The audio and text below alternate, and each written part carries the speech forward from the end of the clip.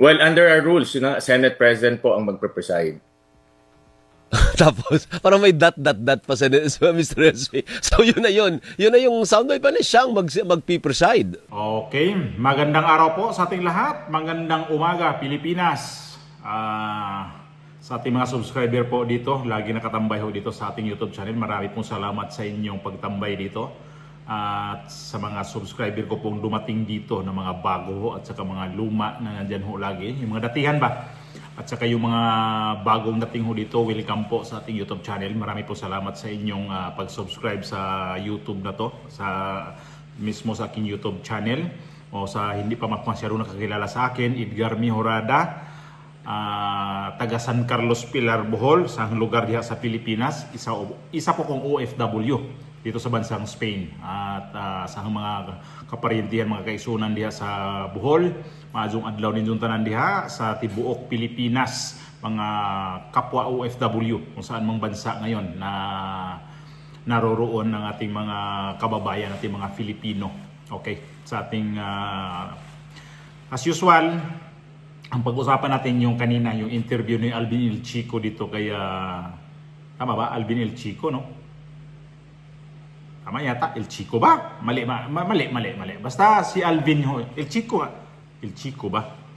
Nalilito ako sa kay apelyido ni Alvin. Nakalimutan ko tuloy siya dahil doon sa pag-interview nito kay Win Gatchalian na parang sa tingin ko kay Alvin, ano siya underestimate siya dito kay Win Gatchalian. Well, para sa akin, ganun din ang naramdaman ko, pero obvious obvious yung ano niya dito pagka-interview dito kay Win Gatchalian kung sino talaga ang mag-presiding officer dito sa impeachment ni VP Sara itong darating na Lunes na. So ewan ko kung ano ang magiging laman sa balita nito sa Lunes kasi alam ko sasabayan ho ito sa paghuli ni Senador Marcolita sa Lunes kasi nag-file na ng kaso to sa ombudsman dito sa kanyang plunder case. So sa Lunes ho sigurado nito ang kanyang arrest warrant nito na i-issue na to sigurado at isa-serve sa kanya. So tama-tama ang impeachment ni VP Sara umpisa sa Lunes at itong paghuli naman ni Senador Rodante Marcolita sa Lunes na din. So abang-abangan natin yung mga balita na yun kasi sigurado naman na sa Lunes talagang ilalabas ho talaga yung arrest warrant nitong si Senador Marcolita. Kaya ito yung pangtapal na balita doon sa impeachment para panglito sa mga tao na mayroon pa palang impeachment tapos alam naman ang impeachment ngayon na gusto talaga nila nang ma-impeach si VP Sara. Ayan ang nakikita ko dito. So itong interview pala ni Alvin El Chico nga nito kay Win Gatchalian. Ewan ko kung nakaramdam si Senador Win Gatchalian nito na hindi siya abogado tapos mayroong dat sinabi kanina. Panoorin natin yung buong video na in-interview. Hindi ito buong video. Isang clip lang to na papanoorin natin. Sige, panoorin nga natin. Under our rules, ang Senate President ang magpe-preside. So, kayo po ang magpipreside sa impeachment trial? Ako ang magpe-preside. So, mali po yung mga ulat na si Senator Cheese Escudero ang magiging presiding officer ng impeachment trial? Well, under our rules, Senate President po ang magpe-preside. Tapos, parang may dot pa sa Mr. SP. So, yun na yun. Yun na yung soundbite pa na siyang magpipreside. Tama ba, Yun sir? ang nasa rules Opo. Hindi, pero may binago kayo sa rules, hindi ho ba, Senator Sherwin, na parang pwede, kung gusto ninyo, na mag-elect among yourselves to choose a presiding officer? Correct. Kung gusto ng majority at yun ang gusto ng majority, then mag-elect o magde-designate ng iba. Opo. At sa ngayon, as we speak, wala pa pong desisyon tungkol dyan. Sa ngayon, kayo po ang magiging presiding officer. Tama. Tama, no? Tama. Opo. So, sa schedule, Mr. SP, hapon pa naman po magsisimula. Ano nga asahan ng taong bayan sa pagsisimula ng impeachment trial? May bakbakan na ba kaagad yan? O mga formalities muna, mga administrative things muna ang gagawin dyan? Typically, sa first day, yung mga administrative, preliminaries, papakilala yung defense, papakilala yung prosecution, magbibigay rin sila ng kanilang mga opening statements at may mga preliminaries rin na tatalakayin. So, yun yung nakikita naming magiging first day. Ito ay patuloy pa rin naming inaayos yung mga aktibidad on the first day at kahapon lang ang deadline nung komento sa pre-trial order. So, yun rin ay titingnan din natin. Opo. At kayo po, kung sakasakali nga po na tuloy po sinasabi ninyo na kayo ang presiding officer, do you need a lawyer beside you to guide you, for instance? Or hindi, nag-aral ka, magaling namang mag-aral itong si Senate President Gatchalian, partner, masipag rin. Or kaya mo na-practice mo na at naaral mo na kung paano ang proseso dyan sa isang impeachment? Tuloy-tuloy yung paghahanda natin, Alvin, at tuloy-tuloy rin yung mga pag-aaral natin. Dalawa kasi ang dapat pag-aralan dito among many things. No? First, yung pagpe-preside bilang presiding officer, may mga technicalities. Although the technicalities naman ay governed by rules ng impeachment at rules of court. At dahil ito ay isang political exercise, mangingibabaw yung rules of impeachment.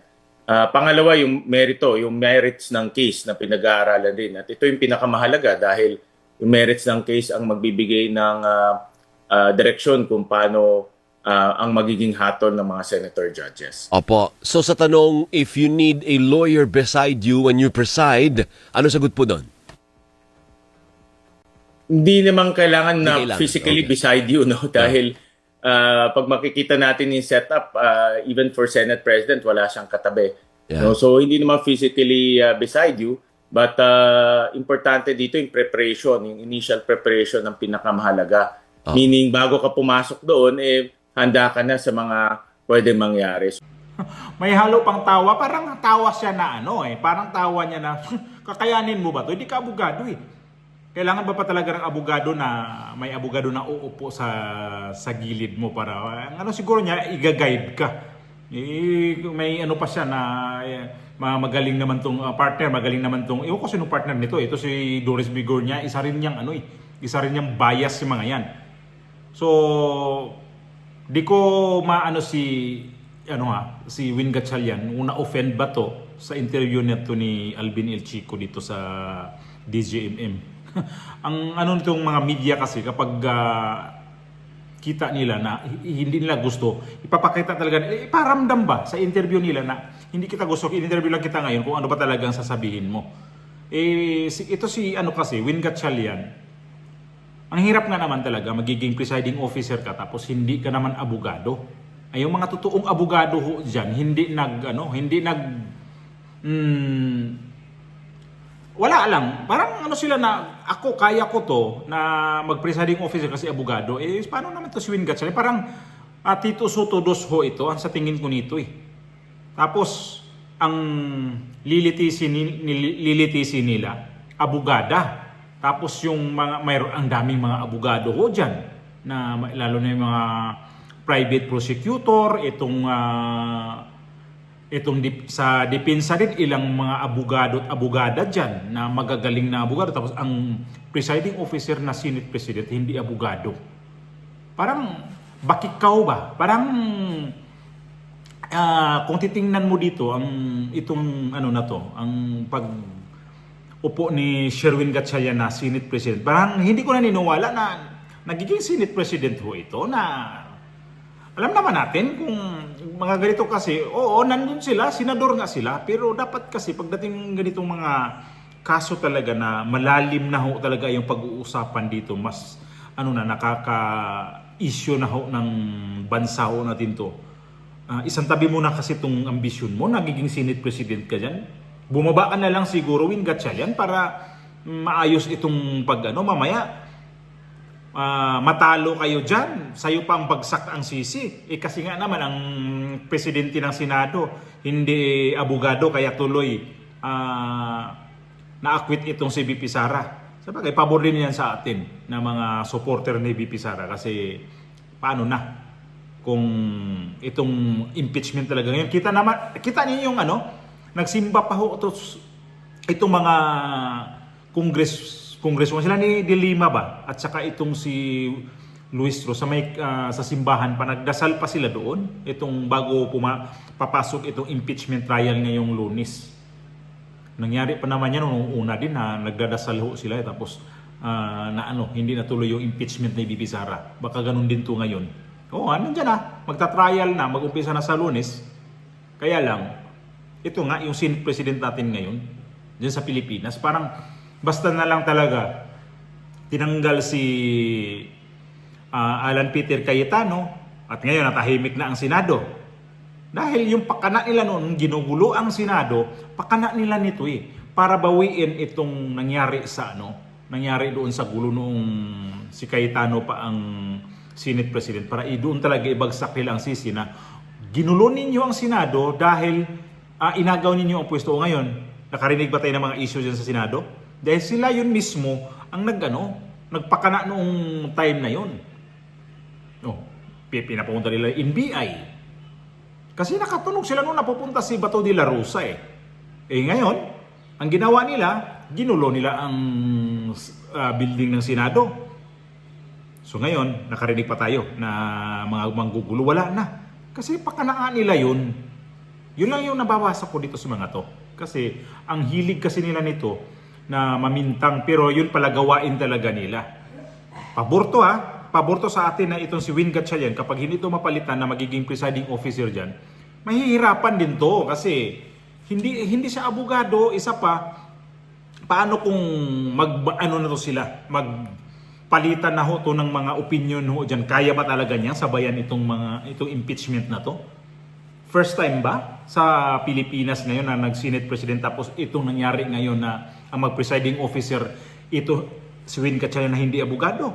At git talaga niya na pwede ako presiding officer kasi trabaho ng Senate President yan Oo nga, Senate President ka nga, pero itong tema ngayon sa kaso ngayon, itong impeachment na to, hindi ito para sa iyo, para sa akin na Sherwin Gatchalian, kasi iba to Iba ang usapin dito. Iba ho yung magbalangkas kayo ng mga batas. Iba ho yung magdebate kayo diyan sa mga budget hearing. Pero ito kasi malaliman ho ito, mga abogado ang salpukan ng salpukan ng mga abogado ho ito, abogada. Salpukan ho ito ng mga magagaling na mga abogado diyan, hindi ho ito salpukan ng tsamba-tsamba ka lang diyan na Senate President ako dito, ako sundin ninyo. Yan ang mahirap kasi sa Pilipinas kasi ayun na nga, hindi na nga akma dito sa nangyari ngayon na impeachment na to. Nilagyan pa ng Senate President na basta importante meron silang Senate President. Basta majority mayroon kami dito Senate President na amin ito. Basta ang importante dito, kung ano ang kalalabasan itong impeachment, wala na kayong pakialam, basta amin ang nito, majority. Yan ang habol naman talaga Kaya sa Lunes, abang-abang tayo kung ano mangyari nito. Kasi sigurado naman talaga ako na itong impeachment ni Bibi Sara, itong mga kaalyado niya sa Senado, uubusin nila yan paghuhuli. Sunod yan ang kakasuhan, Robin Padilla. Ang dami pang isusunod dyan. Di pa natin alam. Baka itong si Loren Ligarda, kung sino pang kakasuhan dyan. Kasi di ba involved din yan sa flood control. Di abang-abangan natin kung ano talaga ang kasunod na mangyari diyan kasi kitang-kita na Ito nangyari kay Senador Marcoleta ngayon sa impeachment po ito yung preparasyon nila na ang dumi kasi ang taktika nito. Itong majority ngayon, ang dumi ang kanilang mga plano dito para lang talaga ma-impeach si VP Sara.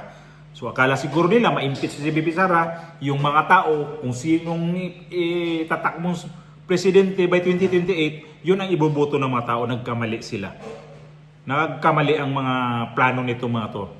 So paano kung hindi ma-impeach si VP Sara? At ito na ngayon ang may plano niya dyan, itong gobyerno na tong Bongbong Marcos, na may plano ho niyan na mag-martial law. Yun ang bulong-bulungan na ho yan dyan. Pag si VP Sara hindi ma-impeach, option nila ito martial law. Yan na ho yung pinaka-last na option talaga nila. Solusyon nila yan. Yan ang pinaka-solusyon. Nakasiguro ba nga itong nasa majority ngayon, lahat yan buboto rin na i-impeach si VP Sara? Hindi pa natin alam yan. Kung yung mga nasa majority ngayon, kung totoo bang majority sila ngayon pero ang kanilang iniisip, i-impeach talaga si VP Sara. So ito itong si Escudero, ito si Mig Zubiri. Hindi ho yan bumoto noon sa ang bumoto ho yan pabor doon sa i-archive itong impeachment ni VP Sara dati. Ilan lang sila mga senador noon na hindi bumoto doon sa archive. O ngayon, itong si Cheese at saka si itong si Mig Zubiri, hindi pa natin alam yan kung ano ang mga utak mga yan. Si Joel Villanueva, hindi pa natin alam yan mga yan. Paano kung bigla na naman doon na naman yan, trabahuin lang yung magbabaliktad naman, ang laking ang laking istorya nito. So, yan na siguro, mag-declare na martial law. So, abangan natin sa Lunes. Ang laki ng balita nito sa Lunes, ang laking abangan natin ito. Ang ganda abangan. Dahil impeachment at sa paghuli nitong si Rodante Marcoleta sa Lunes. Sigurado, may mga malaking mangyayari sigurado.